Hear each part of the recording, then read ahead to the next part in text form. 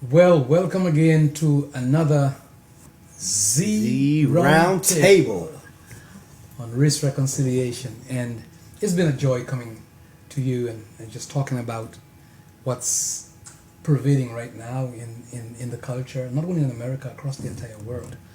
And today we have, well, first of all, I am Pastor Lennox Amore, and I'm the pastor of Exciting Central Tampa Baptist Church, by the way, and this is Pastor Zelvis Applin at South Hills Church. They call me Pastor Z, and they call him Pastor Z.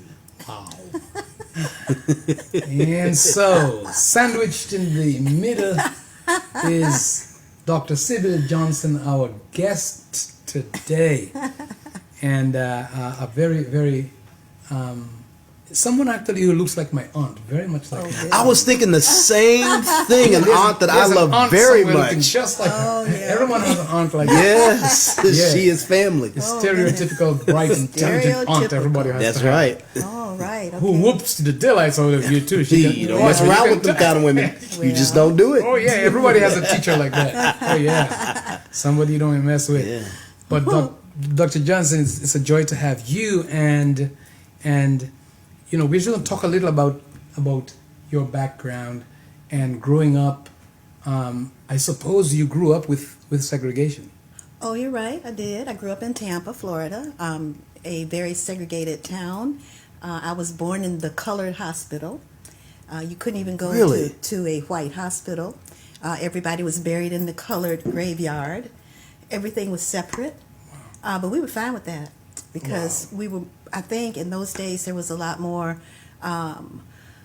support. Like you would go to school. There was a community. Yeah, you would go to school and the teacher would know your parents. That's so right. if you acted ugly, Yeah. you would get in trouble at school, and then your mama would be waiting when you got home because the teacher would have called her to say whatever. And I had it really bad because my mother was in the school system. She was a speech therapist, so everybody knew me. So whatever I did, My sister was a got principal. home Can you before I imagine? did. Wow. Yeah. So that was, but the black community in those days, even the sorority my mother was a part of, and my daughter and I both had to follow suit under pain of death. That sorority used to actually meet in the houses, in everybody's house. So it was more of a loving, close community, and I didn't know that I was supposed to be angry because that was just how it was. Yeah. You know, we would look at things on TV. Like, I never forget, there was this kids show where all the kids would be on there, and it was like if you ever saw Captain Kangaroo, it was that format where the host would invite children, and then there would be cartoons that they would show, but they would also have like a sort of a conversation with the children, and they'd also have some kind of fabulous food that they were advertising as a sponsor. And they had something called a Biff Burger. And there was a restaurant called Biff Burger. Of course, you couldn't go there. You couldn't go to any restaurant you wanted to go to. You only could go to the black establishments. Wow. And if you went to a white restaurant, there was a door for you to get a takeout maybe at some places, but very, very few. And you would be afraid to eat the food anyway because, you know, whatever. Wow.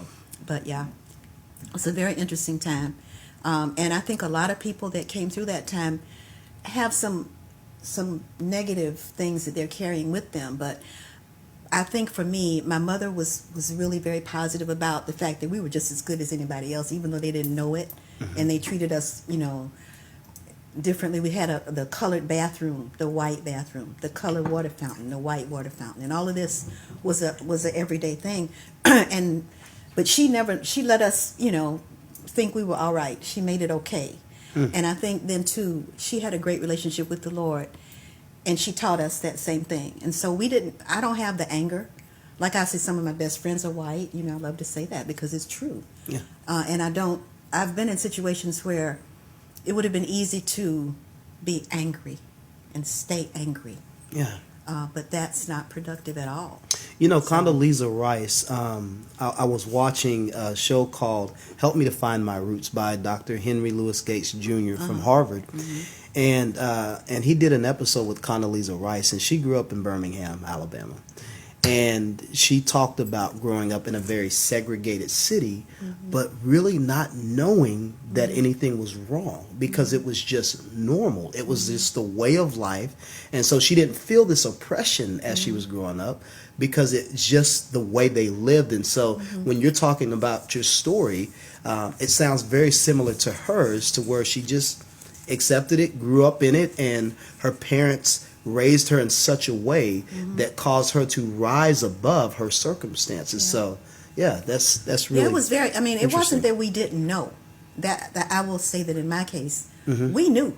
Yeah. Because I remember when we went to school, the school books would be the used books from the white kids, like the year before or whatever. Missing and pages. I remember looking at the book, and it would have, in the textbook in the front, there's a place to put your name. And I remember always being excited to see who was the person that had this book. And I would look at it be Becky such and such. And Becky, I don't mean that in the way Becky is used today, but yeah, Becky. It was Becky. Becky's name was in the book, and so I would make up this is why I think being an artist has been good for me, because I would make up a whole life for Becky. That's right. And I would have her book now, and we would be friends really, and we could go places together really, even though we couldn't, and we could have this and that and whatever. And so I think there were a couple of times that I can remember being very hurt by the circumstance, but always there was that person in my family or in my whoever was with me that would make it okay. I remember standing on the corner waiting for the bus with my aunt, my favorite aunt. She made the most wonderful lemon meringue pie, and I never got her recipe, and I've tried to repeat it and can't. But we were standing on the corner waiting for the bus, and this car full of white guys drove by and said, "Hey, you niggas, what you standing on the corner for?" And they had something in the car that they wet us all up. They sprayed us with something, water or whatever. And I never forget, I had on this she was a person who could iron and make your clothes stand up. You don't know anything about Yeah, this, that's that starch. Yeah. She would have, my dress was all starched, and I had a crinoline under it, and I had my little socks with the lace around it. And when they threw that water on us, we were wet completely over. And I was crying. I was mad. I said, "Why did they do that? Why? Oh, that's so wrong. Look at my dress." She said, "Oh, baby, you got plenty of dresses." And that was how she ended it. She didn't say, "Oh, them crackers." She never did any of that. And the sad thing about it, I think the reason they targeted us is because she looked like a white person. And obviously she had this little black kid with her, and they were mad at, there was that kind of thing. And that that stands out as a memory of when being called a nigger, how that felt. And I must have been about 4 or 5, something like that. I was little, and she was so not worried about that. And the thing about it, like most of our relatives in those days and even today, she worked in white people's houses. That was her job.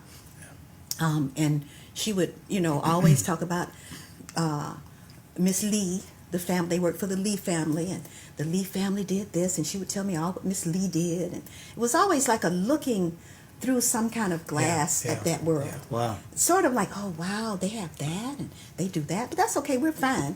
But we were interested in what they were doing. Yeah. But it wasn't like the only time I really felt very left out was when I couldn't have a Biff burger. And she would sit there on TV and bite it and eat it. And man, it looked so good. I would tell my mom, I want a Biff burger. She said, "Girl, I got some hamburger meat. I'll make you a..." Yeah, this show did. You remember that, don't you? But my mom did that. She said, "You don't need to go nowhere and buy no burger. I'll make you a hamburger." She would make it on white bread. That's right. You put some ketchup on your pink dough. That's right. It just didn't taste like. Nope. I knew Biff burger had to be better than that. That's right. But it took me several years before I found out what a Biff burger tasted like, and when I did. They didn't even stay in business much longer after that. But you didn't know that you were poor. You didn't. You are, but it didn't. Yeah, You. We didn't live like we were poor. My mother was a professional, and my stepfather was a waiter, and he would bring food home. We ate from Burn's Steakhouse every night because he was the head waiter, and he would bring us the leftovers. But could you imagine? So you don't know you were poor. You eating leftovers. Could you imagine saying you grew up on Burns? Oh, wow! I actually have never been to the restaurant for real, but did vicariously dying at Burns, and the steaks. You know how That's people crazy. The leftovers, he that's he right. was the head waiter, and of course, since that time they've changed all the waiters. Now the waiters are white, but Yeah. in those days the waiters were black. And I never forget he wore these white gloves, and he was very, the waiter Yeah. at Burns, and then he moved on to work at the country club, the what is it, Palmacia Golf and Country Club, He was yeah. head waiter there for many years as well. Wow. And so I've been to the country club. Of course, nobody was there but us, but I have been to the country club when it was closed, Yeah. and he was in there working or whatever. Wow. So you somehow got swept up into the world of art and theater. You know, How did that start? I always wanted to be an actress, and I didn't see any. Of course, there were no black role models. Pretty much, just maybe Lena Horne a little bit, but you didn't really see her movies in the theaters that much. And so I wanted to be Marilyn Monroe, and so I would practice her walk, and I would be like so Marilyn Monroe, and my mother would laugh and say, you're gonna have to get a real job. And she said that always, when I said I wanted to major in theater. She was a speech therapist, and she suggested that I either get an English major or a speech therapy major if I wanted to work. And I said, I want to work, but I want to do what I do. And so I insisted on majoring in theater, which, I can say that by majoring in theater, I've traveled around the world, and I've seen more than I would have seen had I been a speech therapist, probably, because I would have been working one job forever like this, where I've just left and gone and did and had a different kind of a life. The arts for me has always been an escape, a place, not a bad way to escape, but a good way to escape. And so when I graduated with my PhD, my mother did live long enough to see that, and I'm very happy that she saw me get a PhD. And then my sister's a physician, medical doctor. Of course, she did the right thing, and I came up to the bar when I did get a PhD. And people ask me all the time, you can get a PhD in theater? Yes, you can. Yes, and you it is can. not easy. It's a very difficult pursuit, and it's not just acting, it's not just the performance part, it's the research. We had to read hundreds of plays and be able to recall. Imagine how difficult it is. As many plays that you might read, you got to look at. When they ask you in an interview when you're doing your exam at the end of the PhD program, they may say, "Tell me about X play from whatever period." You got to know that, and you got to know the characters, and you got to know what it was about. And they gave us a reading list of hundreds of plays and books that we were supposed to master while we were in school, and it was just good thing they only asked me stuff I knew. Well, I was very grateful for that. Yeah. They didn't know I knew it because they wanted to trick me, but they didn't. And so it was good. So art, and so you became a professor at Florida State. Florida State. How many black professors were there? In the theater department, none.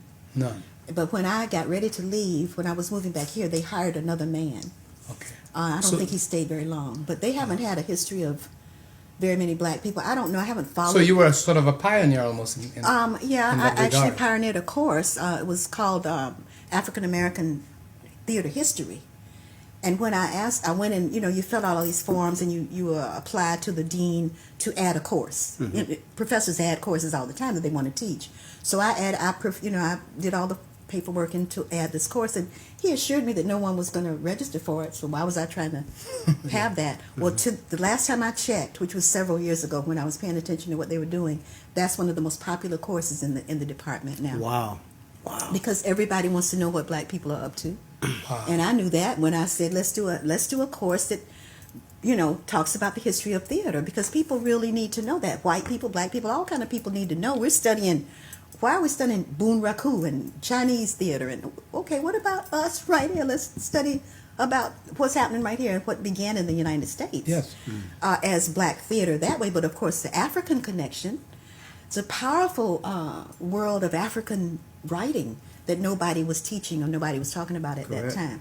And most of the writers, unfortunately, you got to hear from Fugar, who's a white South African. You didn't hear from the black version. And so when I did my dissertation, on Black Theater Company here in the States, but I did my master's thesis on I wrote a play and set it in South Africa, and it talked about all the problems. And I was so blessed to have this woman who just happened to be here in exile. This was before apartheid was abolished. She was here in exile, and she actually translated for me into 3 of the languages that they speak. They speak several languages. Yes. The close-up people, I can't do the click. The different tribal groups speak different languages in South Africa. So she knew the languages, and she was able to translate. So, as I said, my art has always informed my life and my decisions, and my personality, and everything has always been connected to my art. And that's why these poems are so important, because I wrote them. I wanted to recall what it was like to be that little girl in that world, because I was young. I was able to go to an integrated school for the first time when I was in the 10th grade. Wow. Because that's when it was legal.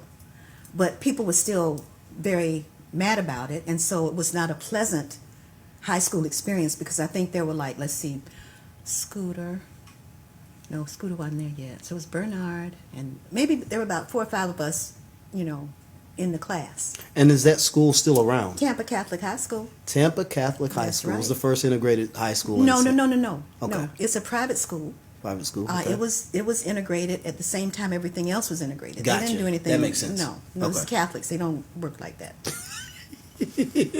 But the art for Africans in the diaspora, Right. and I suppose for Africans in Africa itself, the art, whether it's Brazil, Central America, South America, the Americas, Caribbean, the art has led the liberation of African peoples. Yeah. The art has played a very serious part, and it's a part I think that is probably underappreciated, but it's a part that has been also exploited. Yes. Because there is something that we tend to bring spirit. Bring in the noise and bring in the funk. spirit, because Western culture tends to be very intellectualized or rationalistic and not imaginative. Yeah. But when people of African descent enter any dialogue, we bring the imagination. Whether it's the way we shoot a basketball, the way we dance, the way we do art, there is the spirit, the imagination that we bring into it, and not just the cerebral sort of way of things. But art has led the way. Music and different genres of music have literally marked stages of our progress towards liberation. And that's not just for here. I grew up in the Caribbean where you if you wanted to be in politics, you had to have a calypsonian, because calypsonians were the ones who taught oral culture. If somebody did a calypso on you, your life was ruined. Yeah. Because that calypso is going to make or break you. Yeah. Calypsonians were the ones who actually were our oral. Like the griot. The griots. Yeah. And the griot knows everybody's business, and people But are of scared of him. course. Because Of he'll come course. tell everybody's business. And Yeah. so they when- pay him to be quiet about, The liberation of Caribbean people, for example, Bob Marley. Bob Marley singularly represents liberation for us that would be, akin to what, maybe Martin Luther King did. But he did all that through art, Yeah. through singing, through dancing. And we learned that, songs like, Christopher Columbus was a damn blasted liar. He sang those songs at a time when people couldn't even say that, but he sang that, and everybody know, old pirates. Yes, Yeah. they robbed us. Old pirates robbed us, right. Took us, to the merchant ships. Yeah. And he told stories that opened our minds, but it was the arts that led Yes. the way. But we were talking the other day, Pastor, about how even in wartime, when people were foot soldiers, who went first? The drummer boys. The music Yes. went first. In the Bible too. In the Bible, yeah, I'm saying always the music, because even in tribal warfare in African cultures, the warriors would be preceded by the drummers who would be talking stink about the people. Yes. And we're going to beat y'all's butt today. You know, they're going to beat y'all today. And they're playing the congas because the congas, the drums spoke and said, you know, announced them coming and said, here we come, we're going to beat you up. They pumped each other up with that. So the arts, I mean, that's why it's so important. I do a little project with the Straz, and we've been talking about how important it is to keep you know, art alive, keep it in people's faces, keep it in people's, you know, do videos, do whatever, because people really need that. You know, I think Disney is putting its money now into doing more, holding on to their movies and stuff. They've got like a channel now that you have to pay, because all the other platforms had their stuff, but they're pulling it and putting it all Disney in one app. place, and you have to pay them, because everybody's trying to figure out how to live in this new normal, as they're calling it. I hate air things, but I just did it. But yeah, so it's very interesting that, you know, we see how the world is reacting and how powerful the arts, including visual, you know, movies, and how powerful a movie is. You go to a movie and it can change your life completely. It really can. Oh yeah. You know, and it's a wonderful evangelical tool. They've learned that. Oh yeah. And a lot of I think the quality of Christian movies is going out of the roof now. It's really much better than when it started, because it was had a little tentative start, you know. But now, you know, the movies are really. But that's why we, you know, even growing up, the power of art was that when you grew up, there was no visual representation of you in this book. Right. And people, you know, every picture you saw did not depict you, and so you felt as though we did not have a heritage with theology or a heritage with Christianity, and most of the contributions of people of color were whitewashed so badly. Absolutely. I mean, I heard Nate talking about it yesterday, and so I told him, I remember being in Bible school and in Liberty, and I heard a professor quote the Book of Songs of Solomon, and he says, I have a tan and I am coming. No, really? And I said, but it didn't say I have a tan? It didn't say I have a tan. It says I am black, because the person speaking to him is of African descent, and it's clear, but that was so whitewashed. The person who carried the cross of Jesus Christ, Simon, which is actually the first person covered in the blood of Christ, was Simon of Cyrene. But people would not tell that to you, and they would, you know, not tell you that was a black man.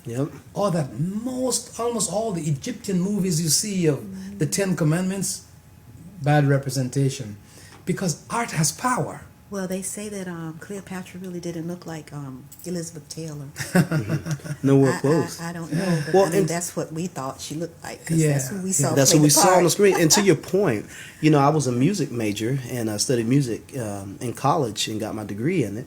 And when we studied music history literature, they would trace the earliest form of music back to the Gregorian chants.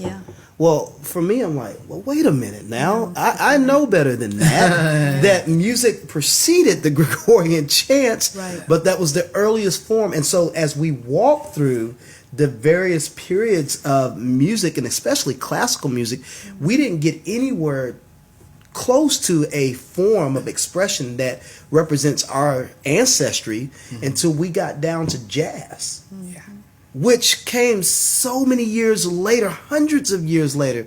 And in my mind, I'm thinking to myself, now I know my ancestors have made a humongous contribution to the world of arts, especially in regard to music, and we're not talking about that until we get to jazz. And so it's almost like, you know, they appreciate, to an extent nowadays, they appreciate our musical expression, our artistic expression, but they may not necessarily appreciate us. And so, you know, when we were talking earlier, you had talked about a poem by Langston Hughes that I like to read, that you brought up, and that is, you've taken my blues and gone, you sing them on Broadway, and you sing them in Hollywood Bowl, and you mix them up with symphonies, and you fix them so they don't sound like me.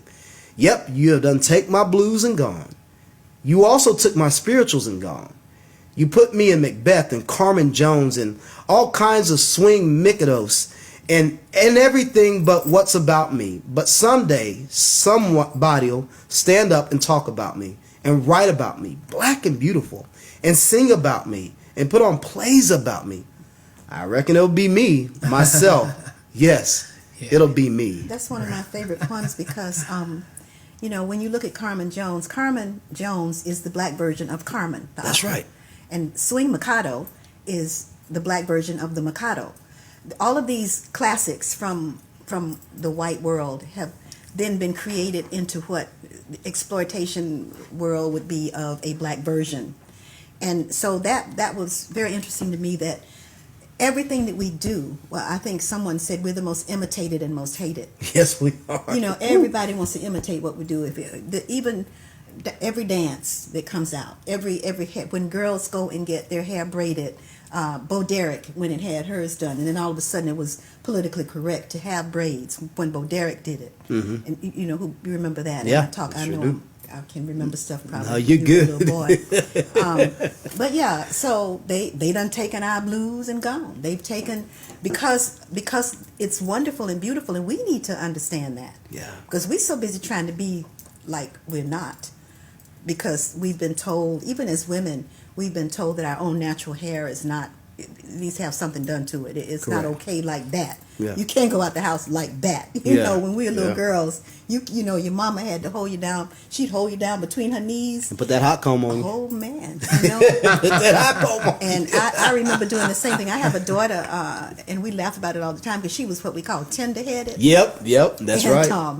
I'd be holding her down. I can't do it now because, you know, I can't hold her down. She's 50 years old, so I better not try to hold her down. But when I used to comb her hair, you know, I would have to work, and she had beautiful hair. Yeah. And she said, "Mom, it hurts so bad." And she would cry, and I would just, you know, pop her with the comb and keep going. My daddy Not used the to do hot the comb. same thing to me with the rake. Not the hot comb. You remember the rake comb? Yeah. Ooh, that hurt. Yeah, you probably deserved it. I probably did. Yeah. You all right? Yeah, because she really deserved it. But anyway, I wrote a poem about that. It's called Strong Hair. Do you have it? No, you didn't tell me to bring that. Okay, I brought the others. But she did her dissertation. She has a PhD as well. She did her dissertation on the perception of beauty among women of color. And so we were in India. We went to India, and we were there, and we visited where they actually sacrificed their hair to their gods, and all the Remy hair that the women are swinging around. You know, somebody sacrificed to their gods. Come on now. Yeah. I didn't realize. Not all the hair you buy. The Indian hair. No, got you. seriously. That particular brand. Wow. The Indian hair. We went to the actual factory where they collected up off the floor. That's crazy. When the women have shaved their heads, because that's part of what they do in homage to the god, is shave their head, and the hair is swept up. They pick it up. They sew it onto what's called a weft, which is like a thread kind of a thing, and they sew it on there, and they sell it. And so that was part of her research. And then after she did all of her research and published and everything, then who was it? Some famous movie star person did another thing on hair, and he went to the very same places we went. Was it the movie called Good Hair?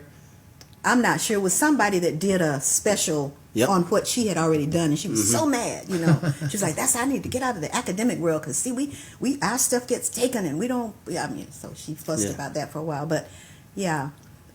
So perception of beauty and perception of self. I know when I first went to the South Pacific, I just knew everybody was going to be treating me like I was one of them. We looked alike, right? We were the same color. No. They call black people meuli. They call white people palangi. Meuli means black thing, and palangi means beautiful clouds from the sky, right?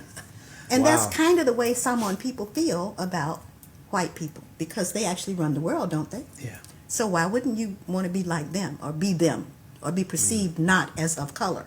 Yeah. So it's very interesting that I spent so many years, almost 17 years back and forth in that culture, and it was always very odd to me that they perceived me as the other.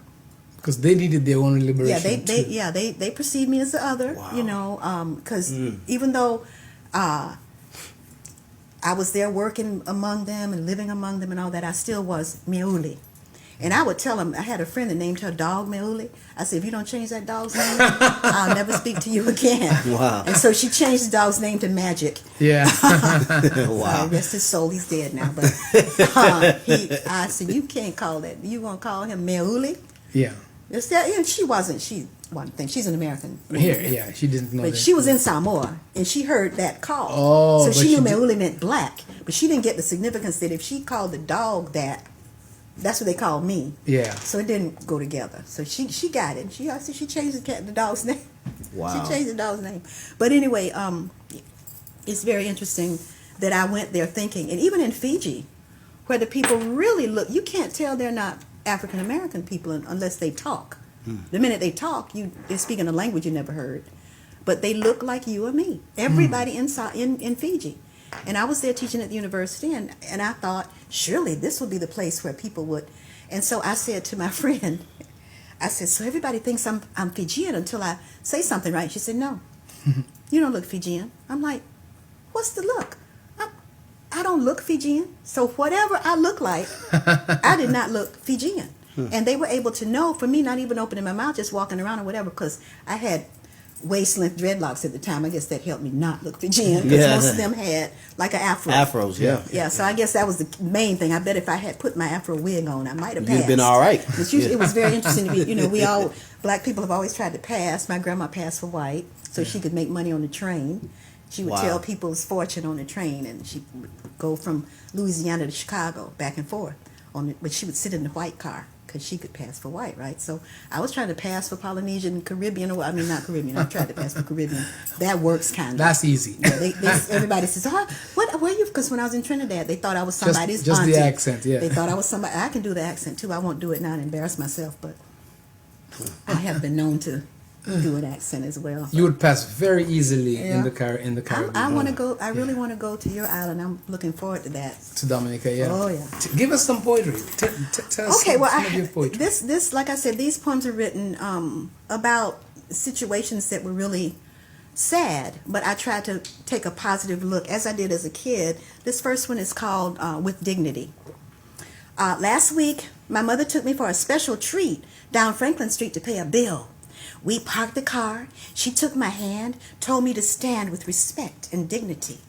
The light turned green. We crossed the street. I followed her quick feet. This was a business trip. I looked in the Newberry store window and longed for a sip of cool soda water. After all, I had a quarter. Why couldn't I be allowed to enter the hallowed cubicle of endless sweet surprises? Coca-Cola, ice cream, soda, sundaes with whipped topping. There was no stopping my feet. I was going to take a seat. Then from behind, my mother's voice rang out in a small shout. Karen, are you crazy? You can't sit there. That chair's off limits, and you know it. White folks don't let you sit at this snack bar. Go get in the car. So, from an actual incident, downtown Tampa, Newberry's. It's no longer there, but, it was there. This one, Pastor, I want to do, this is a call and response. So you guys have to say, justice happens here. Okay. When I say the line, then you're going to say, justice happens here when I look at you. Okay, I'm going to cue you. Okay, you going to work with me? I'll work with you. Okay. Justice happens here. You got it? Justice happens here. This is called white water. The courthouse is a wonderful place. Justice happens here. There are stairs that move up and down and all around. Beautiful pink ladies with powdered faces sitting perfectly in their places. Justice happens here. Smelling like roses with their keen noses and cotton candy hair. Justice happens here. Everything is so clean and bright, real shiny and white, just like on TV. Justice happens here. A man who has a small patch of hair on his chin and a wide grin, with a long-handled dustpan in his hands, cleans the tables and puts new gravel in the ash cans. Justice happens here. There are documents to sign, people in line. Next window. Hey, can't you wait till it's your time? Justice happens here. Licenses are bought, court battles are fought. This place is the beginning and end of wedded bliss. Justice happens here. And when you get thirsty and don't have a quarter, you can get 2 kinds of water. Justice happens here. White water on the right and colored on the other. Justice happens here. I like the white water because it's cold and sweet. But just as I start to sip, a voice says, "Don't you let that water pass your lips. I'll call security on you, girl. Where you think you are?" Justice happens here. She says that the white water is not for me. But how can that be? Justice happens here. This is a democracy. All people are free. Justice happens here. All people are free. Thank you. That's a very good accompaniment. Thank you very much. Thank you. Beautiful. Thank you. You did a piece on Madam Fortune Taylor. Fortune Taylor Yeah. that I just wish I remembered to actually show the picture.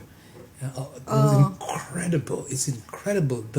Just the costume alone. Yeah, the costume was cool. I really liked that. And the way you portrayed the character. Well, thank you, Pastor. But the truth was that most people who crossed the Fortune Bridge right there in Tampa do not know No, people don't know. the story. What's She the was, story? she came to Florida as a slave. She and her husband both came with their slave master from the Carolinas, from South Carolina, Richland County. And they came and moved in the Brooksville area and had orange groves. And when freedom came, she and her husband, or he wasn't her husband at the time, but they were together. They moved to Tampa. And at that time, you could homestead land if you were free. They were free colored people, which was a term, could claim land. And so they claimed the land. I don't know if downtown Tampa, where the Strass Center is. Yes. That whole area along the river they owned, and they farmed it. They planted citrus, peaches and oranges, and all kinds of citrus, and they were very successful. But the husband died pretty early on, and she continued to live there, and she was very generous to the community. I think Beulah Baptist Church and a couple of churches, she got them started and gave them a lot of money. She was just a very special woman, and she didn't have any children. So it's been very difficult to research her history because there's no real record, she's no living relatives, nobody connected to her. But we're still working on research about her because she was just so phenomenal, and nobody really knows. And they changed the name of Fortune Street to another name. But it was Fortune Street when I was a little girl, and it was Fortune Street Bridge. And we would go across that bridge to go anywhere to the east, anywhere like Belmont Heights, which was a black area back in the day. Even then, it was still always a black area. And then West Tampa. We would come from West Tampa to across that bridge. Everybody would go that way. So, and it was so funny that in those days, Middleton and Blake High School, they were rivals. So if you lost the game, you better not go across the bridge because you was going to get beat up. Right? So the bridge had a very strong significance in the African American community. I mean, it was a part of the community. Just like Central Avenue has disappeared, they paved over that and paved over everything. And that segues into the poem that I'm going to share now. I grew up in West Tampa, and that is the area between Cypress and Cass. Now they call it North or South or whatever, Hyde Park. I guess they call it North Hyde Park. Okay. Because Hyde Park is Hyde Park now, right? Black people used to live there too. But they pushed them out the way they push you out, which is by raising the taxes. Gentrification. So this is very powerful for me because I had been away, and I came home and I saw this exact scene that I'm going to talk about here. This is called Progress. They're tearing George Washington Carver Elementary School down. Don't they know that each brick is alive with stories never to be told again? With whispers of Alice and Jerry and Jip, and freshly starched dresses that rustle when jump ropes sting, and royal crown plaits shining in the summer sun, with Miss Eva's store and dill pickles, pickled pig's feet and frozen cups, with clattering lunchroom platters and freshly baked bread, with black happiness, sadness, growing, learning, hope. Milkshake, milkshake, cream toddy, tell me the name of your sweethearty. Wonderful. Now that's one of the things we used to play, jump rope. Yes. Milkshake, and then so. Beautiful. But that's beautiful. George Washington Carver Elementary School. They just tore the whole thing. They tore it down. And the bricks were just laying on the ground when I saw it. And I'm like, oh my God, look at the bricks. Don't they know how much this meant? You know, that's where I went to school. But it's a story of loss. Yeah. And the story is happening basically in every city. Absolutely. Yeah. And it's in the name of progress. Progress. But I think maybe one of the biggest losses could very well be the role of the church. Very much so. It might be Very more much tragic so. than that. It is the absence of the voice Yeah. of the church in the struggles, in the real life struggles. We sometimes have relegated our message to heaven Yeah. and how to get people to go there. But the theology of Jesus Christ affected life on the ground so much because he preached against injustice, Yeah. even against his own people who were unjust. He spoke against that and maybe died for that. And the church has an obligation to speak because art, really, the art that pervaded the culture in America actually came from the church. Oh, yeah. You think of any artist. I mean, any artist worth their salt somehow came from the church. Whether it was Michael Jackson, whether it was, name the names. You know, Stevie Wonder, everyone got it from church because the church was a center, a powerful center for cultural expression of faith. Yeah. And that is so powerful. The loss is powerful, but that's why we are doing this. People think I'm doing this because it's all about, you know, racial this or racial that. No, my heart is Christ. My heart is that the church played a role, a really strong role in liberating people. And it should play a role because that is the anointing of Jesus Christ. Yes. Liberation is, if Christ was here on earth, he would be struggling with for liberation. Yeah. And so the church plays a role, and I just want to thank you for coming on this show. Absolutely. And for us, letting people know that we have a voice, and you know, the voice of art in the church is so strong, and it's coming back. It's coming back. Absolutely. The person holding the camera right now, I wish I was able to show you, is a young dancer, and she dances incredibly. But churches are again getting into the dancing and getting into art, and I, for one, would love to see worship expressed because the Holy Spirit is very artistic. Oh, yeah. Very artistic, full of color. 7 colors display the 7 spirits of Christ. God speaks to us in the language of similitudes. You dream as a play. Everything that God does, he does it in the world of art. And this is beautiful that the church has that. And we just want to thank you so much for coming to this show. If you have one more poem for us, we'll take one more poem. I have one more. Let's do that. Well, I have lots more, but I have one more that's very appropriate to what we're talking about, Yeah. because I just want to say that even in the entire world, in Europe, when the Dark Ages ended and we came into the Middle Ages, theater was how the church survived, because Yes. nobody could read and nobody could speak Latin. And so the brothers of the church acted in these plays that were written. There's Everyman, there's Noah and the Ark, there's all these what we call cycle and morality plays that toured the countryside. So the church was the epicenter of that rebirth of theater. So theater and the church have been connected since the Middle Ages and before, since the beginning of time. Yes. But this is important because Go ahead. I was going to say this poem, when I was a little girl and I wanted to be an actor, I told you that, I honed my skills in the church at what they used to call a tea. You'd have a little tea book and you go around and get people to give you 2 or 3 pennies or whatever, and that would be how you raise your Sunday school money. Every church would have teas, and I would be invited to speak. So this is a poem about that. It's called On Program. They called it a tea. I never knew why, because tea was never served. Instead, there were cookies and punch. A frappe with ice. Real nice. Assorted mints and little sandwiches filled with suspense. The choir sang, people napped, some clapped in beautiful hats with lots of flowers standing like towers above their heads. Shh, quiet, a lady up front just said. I will now recite for you. We are then favored with a song. Choir number 3 didn't take too long. Then Sister Annie Mae was asked to sing about sparrows and larks, after which Reverend Jones brought blessings and remarks.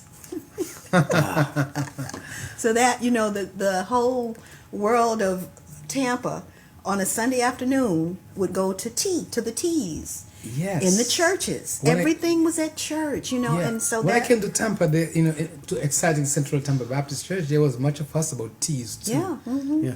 Different ladies were having teas and Raising, that's how you would raise money. yeah, yeah. But I was often called upon to speak, and that was how I developed my ability to deal with an audience. And then I went on to work at the University of Tampa's Young People's Theater. They actually cast me, which was against the law. The director cast me as a character. I was not supposed to be on stage with white kids. It was illegal. Wow. But she did it anyway. Wow. And I thank her. She's passed on. You know what? I'm thankful for these moments because oftentimes today we have certain people that are given platforms to speak on behalf of our culture. Yeah.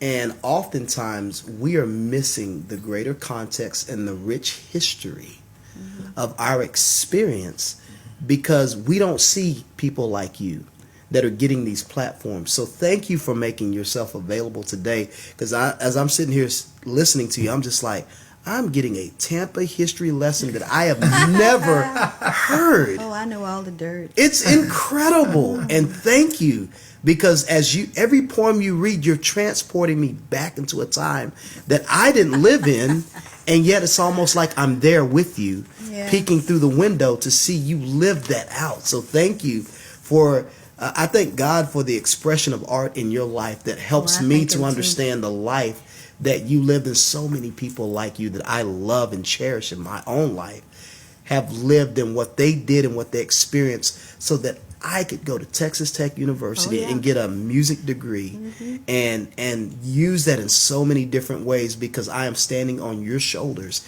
and many people that have come before me. And I'm standing on the shoulders that were before me, because the black community in this town was very, very supportive of its children. We had a program called Saturday's Children for about 30 years that my mother started, and we worked every Saturday. We would do music, theater, dance, and other arts, visual arts for kids, and that lasted for over 30 years. And we've had a slow start trying to get it going again, because it's not as easy to do things now. Everybody's busy on Saturdays now. They're doing this and that. But in those days, it really made a difference. And so many young people that came through that and through some of the other projects that I've done in the community, I'll see people and they say, "Hey, Dr. Johnson," I won't even know who they are, because I knew them when they were little kids. Yeah. So when we get off camera, I have to tell you some other funny stories. I'm looking forward to it. I'm looking forward to we're it. running out of time. Oh man, this is awesome. What a treat. Awesome. We could just keep talking like this for so much. Indeed, you are a pioneer, and your heart for theater. But I want to let you know it's not over yet. Amen. It ain't over yet, because there's a lot yet to do. Yeah. And so, Dr. Johnson, thank you so much. Thank you. And, thank you. Dr. Sybil Johnson. And we just had a great time with you today again, and thank you so much. This is the Z Roundtable. Oh, goodness. And we are talking about race reconciliation. We love you, and thank you so much for watching us. God bless you.